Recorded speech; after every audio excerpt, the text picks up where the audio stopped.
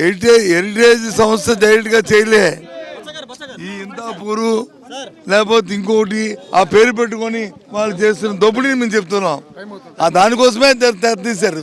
ఆ దోపిడీ కోసమే లేకపోతే 300 రూపాయలు ఉన్న నెయ్యిని ఒకేసారి వచ్చాడు అమాంతంగా 6 నెలలు 700 రూపాయలు చేశారంటే ఏ రకంగా ఏమని అనుకోవచ్చా?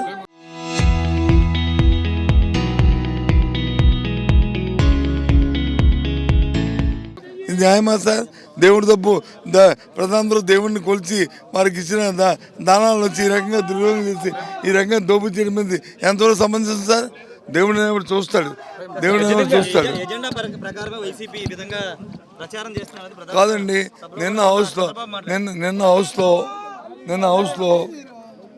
వాళ్ళు వచ్చి హౌస్లో చేసి ఒప్పుకొని మళ్ళీ గొడవ దిగారు. ఎందుకు యూటర్న్ తీసుకుని ఎందుకు చర్చికి రాలేదు? అది మేము అడుగుతుంది. రమ్మండి చర్చికి వస్తే తెలిసే కదా, వాస్తవాలు తెలిస్తే కదా. ప్రజలందరూ చూస్తారు కదా, వారి మాటలు వింటారు, మా మాటలు వింటారు, అందరి మాటలు వింటారు.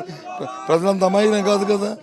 ప్రజలు కూడా ఆ మాత్రం ఆలోచన పనులే కదా, ఆలోచన శక్తి ఉన్న వాళ్ళు కదా. చంద్రబాబు నాయుడు నిజంగా నిజాయితీపరుడు కాదు కదా. ఎందుకు మేము సరిపోమని చర్చకి మేము అందరం ఇంతమంది సభ్యులు కాదా? శాసనమండలిలో చర్చ చేయకూడదా? చేయమనండి. Local to global news at your finger tips. మీ చేతిలో ఒక ఆయుధం. Download Raw TV app.